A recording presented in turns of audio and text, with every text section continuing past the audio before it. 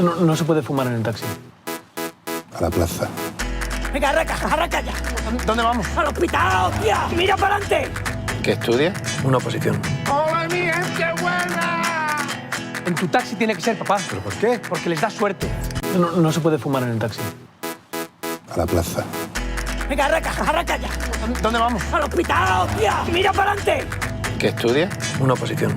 ¡Hola, mi gente buena!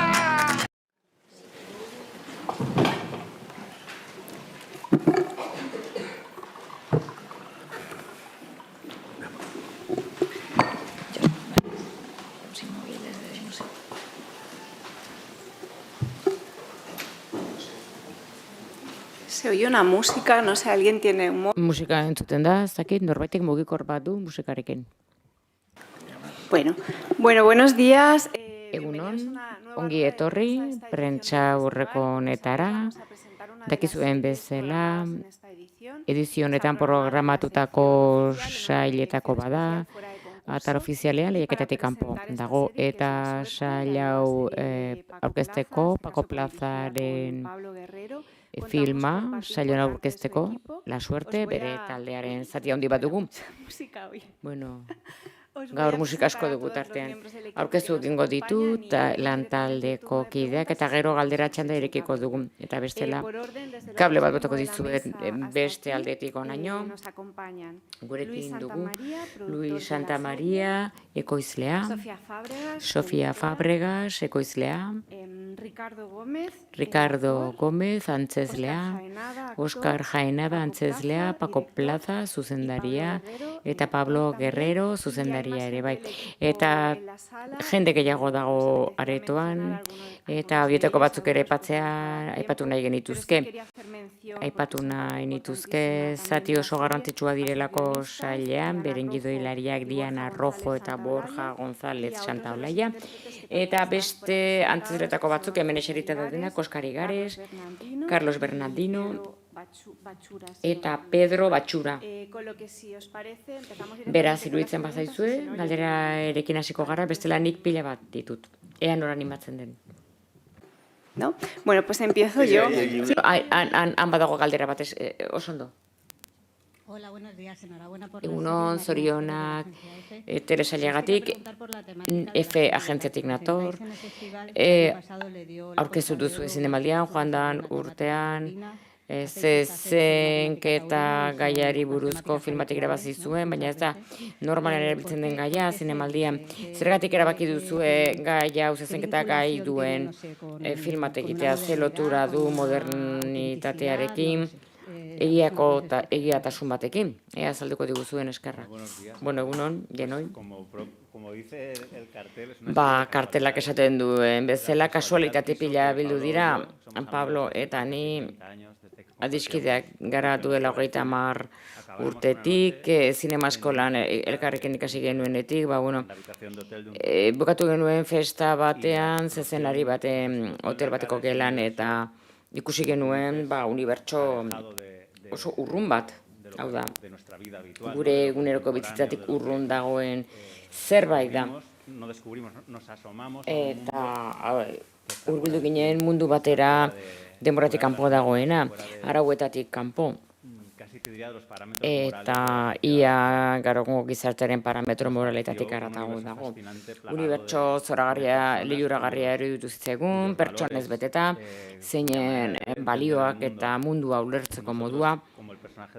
Gu Ricardoren pertsonaien antzera beste leku batetik hurbiltzen ginen, eta unibertso sinestezin horretara hurbiltzea gure artean dagoena, baina aldi berean bere baiten enkapsulatuta dagoena, aukera paregabea eruditu zitzaigun unibertso hori estetikoki zoragarria ikertzeko.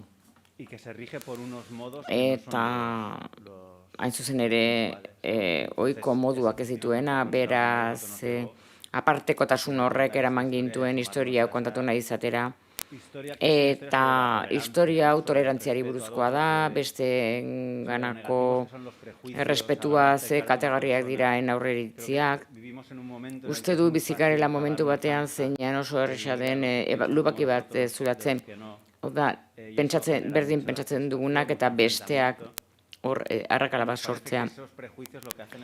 Eta horreo iritzi horiek guztiak ez digute uzten beste pertsona batzuk aurkitzen, empatizatu ditzakegun pertsonak eta maite ditzakegunak naiz eta ez ulertu. 5 urte daramagu proiektu honetan lan egiten, eta denbora mandigu asko pentsatzeko, asko hitz egiteko, eta bai Pablok eta niri pentsatzen dugu, batzuetan ez dugula zertan beste ulertu errespetatzeko eta maitatzeko.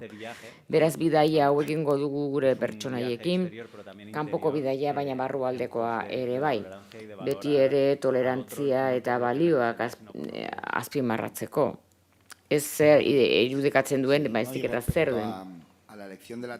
Bai, eta gaiari dagokionez, egin nahi genuen zerbait, hemen bakarrik egin ditekeena eta garai hauetan, formatuak, thriller eta genero garaioetan estatu batuetan hasten da, gero nordikoak egiten dira, nahi genuen hortik atera eta un mundu unibertsalera atera. Gelditzen den historia horietara.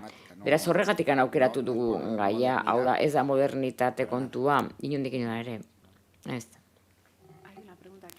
Galdera bat hemen aurrean. Eskerrik asko por venir al Festival de Cine San Sebastián. Eskerrik asko zinemaldira etortzeagatik, Oskarrentza da, Camarón, Cantinflas, interpretatu dituzun gauza asko, asko jarraitzen duzure lana, izugarri gustatzen zaidelako. Oskar, ze alde dago pertsonaia honen azalean sartzetik orain arte egin duzun guzti horrekin? Bueno, pertsonaia bakoitzak tresna batzuk eskatzen dizu eta maletin zehatz batekin egiten diozu aurre. Tresna gutxi nituen kasu honetan, nire maletatxoan gauza asko, leku asko gelditzen zitzaidan, gauza asko landu behar nituen, ez bakarrik zezenketa mundua. Ze, bueno, nik egon behar nuen zezenlariarekin. Eta zezenlariaretik gutxi dago. Tarde de Soledad, maskorra irabazi zuena joan den urtean. Nik enuen ikusi ze ekoizpen hau lehenago egina genuen, beraz izugarri lagunduko zidan ikusi izanak. Baina emaitza hori da, nik nuen ideia hori. Baina egia da, Alejandro Talabanteren laguntza berri izan dut, lankide bat, erakutsi zidan pixka bat zer den zezenlaria. Nik Camarón edo Cantinflas pertsonaiek asko gustatzen zitzaien zezenketa eta noizbait zezen plaza batean egona nintzen. Baina zezenlaria beste zerbait da. Beraz, zorionekoa izan nintzen, Oskar Igares lagundu zidan. Hau da, garantia bat begi horiek zuri begira daude eta berak badaki zer ikusi duen eta zer ez.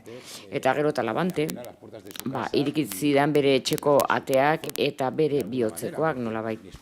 Ze nire galderak ez ziren errazak, urte egun batzuk egon ginen bere finkan, eraman egin ninduen Gidoian zeuden gauzak egitera, eta gero Pakok eta Pablok jakin izan zuten Gidoian sartzen, oso jakintsuak baitira, hori bakarrik dakizu zezenlari batekin bizi bazera egun batzuz. Eta horrela, maletatxo hori betetzen joan nintzen, beharaina tresnak izan arte horrelako pertsonaia bat egiteko. Ze niretzat beldurra oso garrantzitsua da, zergatik pasatzen dute beldur hori. Zergatik jartzen dute astebukera guztietan bere bizitza arriskuan jartzen dute.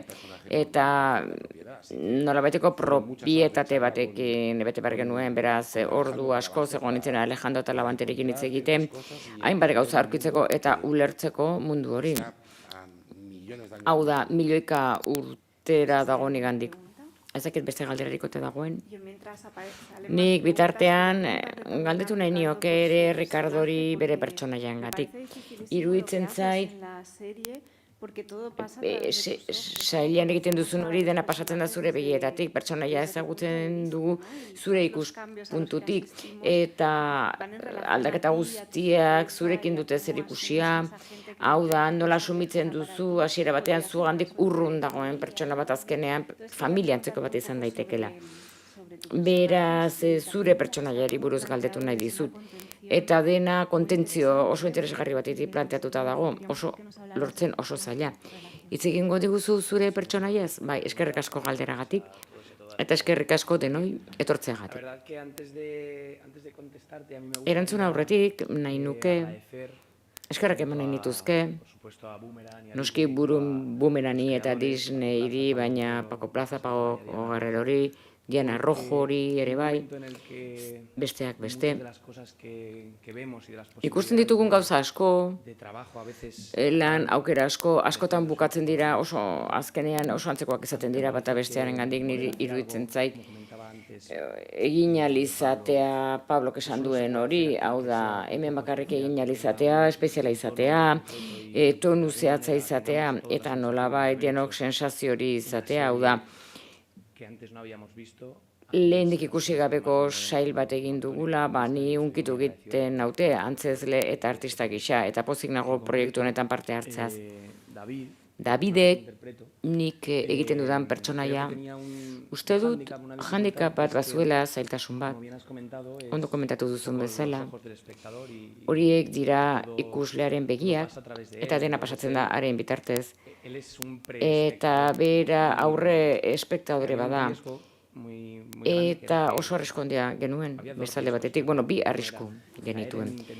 Bata, komediaren parte izateko nahi hori antzezpen akats bat izango litzateke, komedian sartu nahi izan hori, komedia gertatzen da, Daviden pertsonaia dena eromena eruditzen baizaio, guztiz ez ezaguna.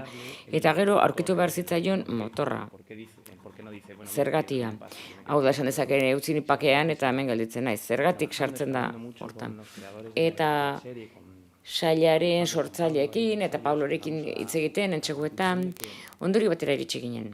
Hau da, berak behar duela ere atera dagoen tokitik. Eta tokia hoxe da. Hau da, eguneroko normaltasuna, 30 urteko mutiko bat, gurasokin bizi dena, Espainian. Eta seguruenez nire belaunaldiak bizi dituen, arazo berberak bizi dituen, hau da, 30 urte izatea, gurasokin bizitzea. Eta ezin independiziatu izana, eta badaki bere bizitza osoa jokan duela. Beraz, hortik abiatuta, jo genuen zergati sartzen sartu zen tokian, naiz eta horren surrealista izan guztia. Eta hori izan zen, bideiaren hasiera. Nik ere galdetu nahi nizueke bi zuzendariei eta behar bada galdera zabaldu daiteke, Borja eta Daianari mikroak ditugu hemen aurrean. Pakori komentatu dio prentsaurrekora atera aurretik, arreta deitu didala modu positiboan. Oso telesail sofistikatua dela narratibok eta formalki. Esperimentu zerbait baduela.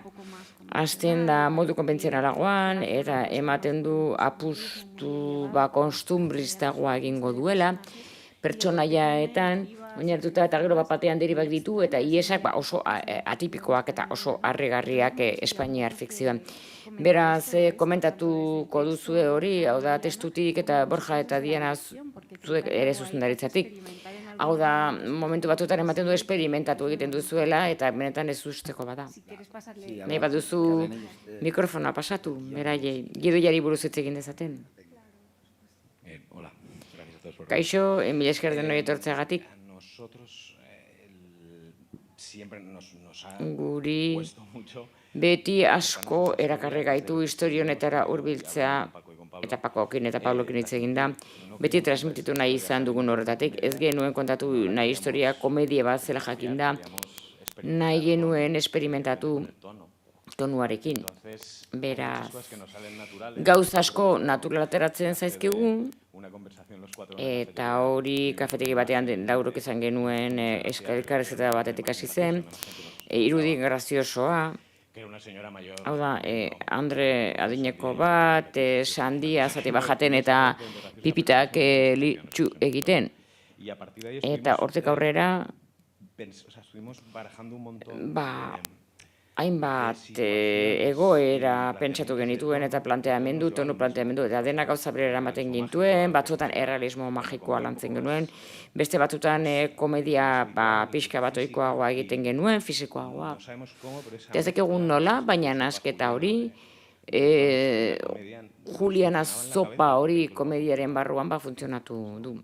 Eta gero funtzionatu du oso ondo filman. Sí, hola. Bai, kaixo, Además, gainera, es que decimos, la serie tiene algo como muy... sailak badu zerbait oso errealista, egia pertsonaiengan gertatzen zaien horretan, baina badu ere realismo magikoaren puntu bat, ez dagoela zertan bortxatu. Desde la perspectiva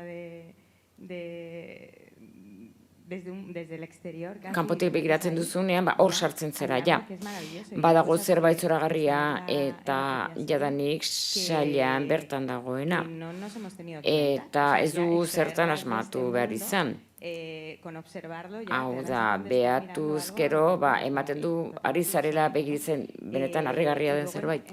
Eta gero esaten dugun hori, formatuarena, askatasun handia izan dugu zentzu horretan. Eta, eskerronekoa gara horrela lan egin ahal izan dugulako denok elkarrekin. Uste dut, atal bakoitza pentsatu duguenean, kaptura bakoitzak bere narratiba izan du. Ez dugu formatu bakarrean sartu eta horrela atera da saila organikoagoa. Eta natural atera da. Paco eta Pablo, bai, barkatu, gustatuko litzateke esatea, Sofiari eskerrak ematea, Sofia Cabreras, oso ausarta izan delako, eta ez digulako ez exigitu, ez eskatu inolako patroi konbentzionalera lotzea. Eta asko eskertzen dizugu, Sofia, arnaz handia izan delako gure sormenarentzat, eta ez duzulako mugari jarri. Askotan hitz egin dugu eta inoiz ez dizugu hain argi esan. Ausarta zara eta askatasun osoz lan egin dugu. Eta lanaz gozatuz. Askotan aipatzen genuen, orain gogoratu naiz, gela batean gaudenean, hau, baina norbaitek esango du zerbait, ez? Ez. Beraz, Sofia oso ausarta da, eskerrik asko, Sofia. No sé si vosotros apetece Eta, ez, azkenean, Dianak eta Borjak esaten dutena, saila oso organikoa da. Pertsonaiak aurkitu ditugu, David sartu dugu tartean, eta hor hasten dira elkarrekintzak, eta ikusi dugun nola doan, sortzen, modu formalean guk, bi zuzendari gara, zuzendari bakoitza bere mundua da, baina nahi genuen atal bakoitzak bere adierazkortasun osoa izan zezan guk genituen elementuekin, kontatu nahi genuen horrekin. Eta oso automatikoa izan da, oso organikoa, eta gainera bidaia bera, road movie antzeko bat, gu tokitik aldatzea etengabe, ematen dio, atal bakoitzean ez dakigun hasiko den, eta atal bakoitzean nahi genuen kuadrilla denok bere munduan sartzea, beraz badago atal bat Pedrorena, bestea, egitura hori oso organikoa izan zen. Hau da, idatzi ala eta hitz egin ala sortuz zejoan. Garrantzitsua da ere, 16 milimetrotan dago filmatuta, saila, eta eklektizismo narratibo eta formal horrek erantzuten dio beti galdera bati, zergatik bati. Guretzat garrantzitsua zen negatiboan filmatzea, ze gaur egungoa ez den mundua filmatzen ari gara, arte bada azken batean desagertzeko zorian dagoena, edo gaurkotasunean ez dagona, eta uste genuen zeluloidea aldarrikatzea arte mota gisa, zelantzak jarrita dagoena digital munduaren sarreragatik, zer ikusia zuen erretatu nahi genuen munduarekin. Hemen galdera bat. Kaixo? Galdera bada antzezleentzat. Superstiziosoak zarete, sinisten duzue zorian, patuan, ala beharrean ez, baina bueno, batzuetan gauza batzuk saiesten ditut egia da. Baina ez naiz superstiziosoa, baina batzuetan gauza batzuk saiestu egiten ditut. Nik uste du suertean pixka bat sinisten dudala. Baina nik gehiago maniatikoa naiz. Hemen aurrean galdera bat. Bueno, otra vez. Berriz ni. El contexto es, David es un taxista... Bueno, David, testuinguru hau da, David taxiraria da, muy inestable, muy inseguro, oso ez egonkorra da, ez da ziur eta suizida xamarra da. Fusio hori nola lortu duzue ekartzea road movie honetan? Azkenean zoriak, suerteak, zer da elkar aurkitu izana, ez hori da sailaren amaiera, iritsi zaretela oreka puntu batera bi mundu guztiz desberdinen artean. Bai, noski, suertea hasi zen Pako eta biok ezagutu ginenean. Eta suertea hasten da,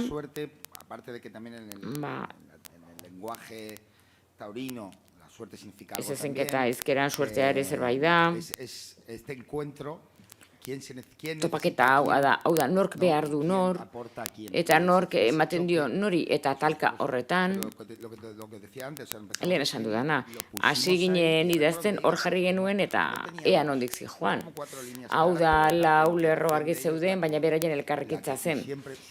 Beti Oskar eta Riki genituen hor, gogoan idazten hasi ginenetik, beraz horrek ja, bueno, eta ja ezagutzen hasi ginenean, bagenekien ondo joango zela. Bai, Pakok deitu zianean, proiektua kontatzeko, bueno, esan zidan, bueno, kimika proba bat behar dugu Oskarrekin, Disneyk ere ikusteko, bai, noski. Iritsi ginen casting aretora, egin genuen kimika proba bat, eta nik gelditu nintzen oso agobiatuta. Gero Pakori esan nion, aizu, aizak, ez da, kimika handirik, horixe dago bilatzen genuena hain zuzen ere. Horixe zen bilatzen genuena.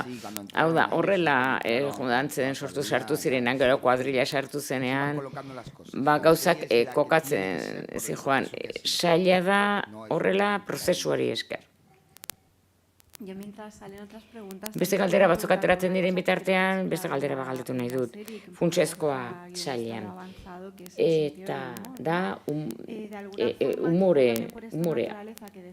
Behar bada Pablok eta Pakok esan duzuen ez oso sail autoktonoa da, badibidez Berlanga atortzen zaigu gogora, uste dut hor dagoela denbora guztian, eta Pako badakit oso zalea dela, baina Pako askotan hitz egin du berarekin Berlangari buruz eta jakin nahi dut hori referentzia bat zen, eta nola sukaldatzen den sailaren umorea, ze oso umore berlangiarra da, propioa, baina badago ere umore zentzugabea, beste eratorpen batzuk, hau da, zuzendaritzatik eta antzezpenetik ere nola egin duzuen hori. Bueno, posten naiz ez zuk esatea, ze orain umorea errealismotik ateratzen da, errealista izan nahi baduzu Espainian, komedia bat egiten ari zara. Eta hori horrela da. Gure izateko modua da, harremantzeko modua, bizitza ikusteko modua. Nik adibide bat jarriko dizut. Zinema eskolan, joan ere egunean eskola matera joan nintzen, eta terrazan badago kartel bat, eta jartzen du.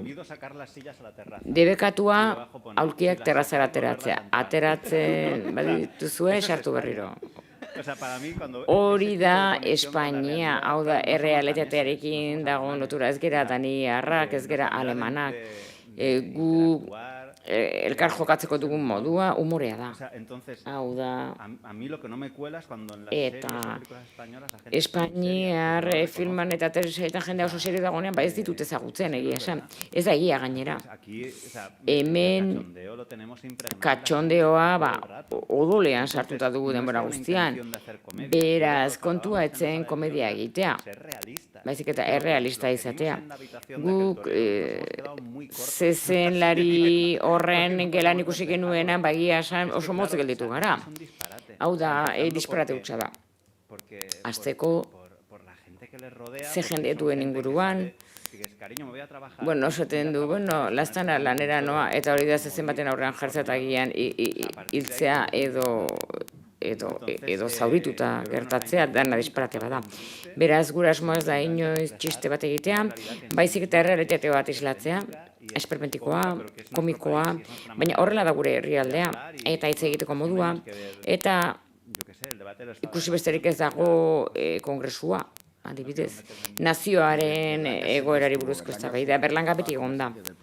Hasieratik, biak mediterranearra gara, gustatzen zaigu Berlanga polbora eta beti egon da hor. Erantziko dut, Ricardo eta Davidek eta Rafaelek duten harremana gogorazi zidan, eta Balante filmara joan ginenean nik bizi zenuena. Egoera oso serioak gertatzen dira, baina ni nire barruan algara batean nengoen oso serioa zen guztia. Bere lagunak bere morroia jantzi egiten duenean, gestea gindua zen, eta Donostian gainaz zukan zezenketa bat. Eta igogailuan gindua zela, bera eta ni bakarrik, jantzita ni horrela begira, bera aztertuz bapatean esaten dit. Ez dakit zergatik egiten dudan hau. Eta giltu nintzen tio, izak, baina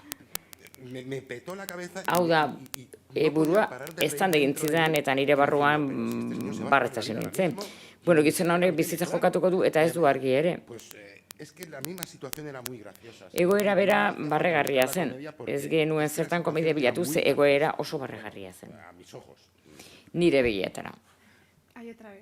Hor beste galdera bat, hemen. Habéis hecho alusión a Berlanga. Aipatu duzue Berlanga. ¿Tiene algún significado especial haber rodado en 16? Esan nahi berezirik du 16 milimetrotan filmatu izana, ukitu zaharra emateko behar bada, testura horiek berreskuratzeko, edo... Bai, koherentea da. Garaionetako artea ez den mundu bat erretratatu nahi baduzu. Eta baita ere zeluloideak oso ederra delako, ez paregabea da. Jende asko komentzitu nahi izan gaitu, digitala gauza bera dela, baina ez da horrela. Eta benetan filma existitzen da. Eta digital mundua desagertzeko zorian dago, botoi bat eta bukatu egiten da. Zeluloidea zilarra da, pertsonak dira zilarrean erretratatuta, 24 fotograma segunduro. Hau da, argia denbora zizelkatuz, eta nik uste dut, hau da, ez du zertan evidentea izan, baina bai, azareratu egiten da modu espiritual batean. Beste gauza bat, sailean asko gustatu zaidana, da koraltasun hori, ez, etengabeari gara pentsatzen pertsonaia nagusiengan. Eta azken batean komunitate bati buruzko saila da, kuadrilla bat, pertsona talde bat. Eta asko gustatu zait, guzti honen zuzendaritza. Koreografia pixka bat, afektuak pertsonaien artean, dauden lekuetan, nerbioak, zezenketa aurretik, familiaren ideia zein den, hori buruz galdetu nahi dizuet. Hau da, zuzendaritza lan gisa, koreografia gisa, dinamika bat sortzean bereien artean, eta ea hemen lehen hileran dauden antzezleek hitz egin nahi duten beren lanaz. Zer ikusia dutena taldean egindako interpretazio honetan. Ba, hitz egin dezatela beraiek. Nik esan nahi dudana da, eta gainera hitz egin dugu pakoketanik. Bai, taldearekin asmatzen baduzu, asko duzu eginda. Eta talde bikaina izan dugu. Pertsonaie ziz egiteaz gain, entsegu ez gain, doituz joan gara. Baina dinamika horiek beraiek sortu dituzte. Gu bultzadatxoak eman dizkiegu. Antzezle talde hau bikaina da eta esan nahi nuen. Bueno, bani hasiko naiz. Niretzat bidaia oso handia izan da Ramonen azalean sartzea. Pixka bat urrun dago nik nire ogibidean bizitako horretatik. Eta beste unibertso horretan sartzea, hau da, oreka batean, hau da, zezenlariaren inguruan dauden pertsonak, ze pertsonaiak behar diren zezenlari horrek bere post puntu horiek, deskonexio puntu horiek izan ditzan, momentu jakin batean beldurtik ihes egiteko, tensiotik ihes egiteko. Eta hori horren modu ederrean bizi izatea. Nik zezenketan abiltzen itzenean anaia nuen laguntzaile. Eta bizipen horietan bilatu nuen. Hau da, nik genuen arreta handirik eskaintzen anaiari une horretan. Beraz, hori guztia islatu nahi izan dut zezenlarian. Hau da, bere eskumenean egon naiz. Horrek hori mantendu dut. Hau da, zezenlarien inguruan, palmeroen inguruan dauden pertsona horiek guztiak, hau da, pertsona horiek guztiak agertuta desagertzen direnak etengabe. Eta beldur hori, nik sentitzen nuen hori, ilusio hori,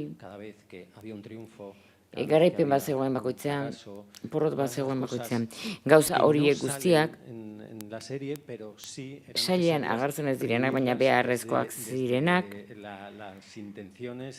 asmo eta aurreko gogorapenetik bidaia oso ederra izan da, eskerrak denoi nirekin kontatzeagatik, eta fenomeno hauen ondoan egon naizelako bidaia zoragarria izan da.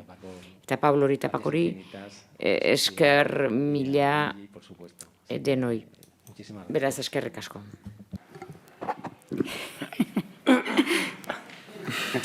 Bueno, a ver, para mí fue una experiencia... Iritsi zitzaidanean kastina, ez nuen oso ondo ulertu esan zidaten,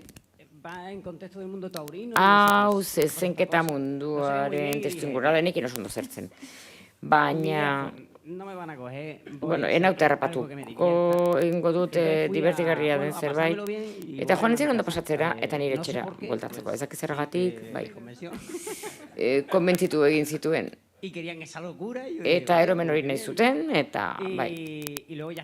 Eta gero nire burua eramaten utzi nuen, ez dakit, askatasun handia zegoen alde askotatik, bai lankideen aldetik, zuzendaren aldetik, begiazko askatasuna zen, babestuak genden, baina libre ginen ere, bai, esperientzia zoragarria profesionalki, pertsonalki, eta lujo handia izan da. Nik uste dut ikasi dudala pertsonaia maitatzen eta zuek ere bai.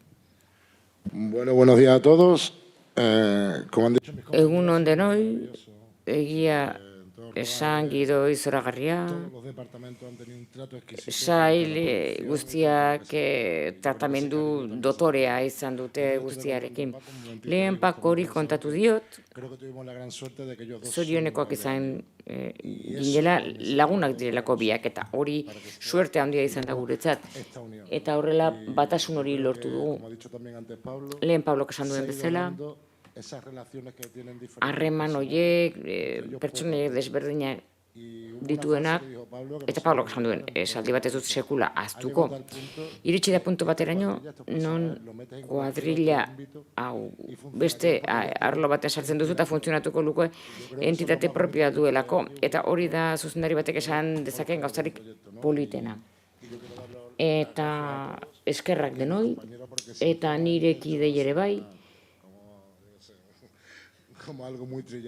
dena ematen du oso errepikatua dagoela, baina proiektuak oso ondo egon dela, oso ondo pasatu dut, eta benetan uste dut giza kalitatea ere azpimarratzekoa dela.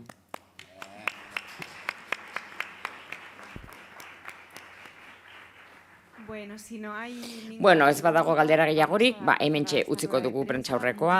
Eskerrik asko denoi, talde osoari, saileko talde osoari hemen egoteagatik, suerte handia dakizuen bezala, Disney Plusen saila da, urriaren 8an emango dute, bueno, laister. Beraz, eskerrik asko denoi. Eskerrik asko.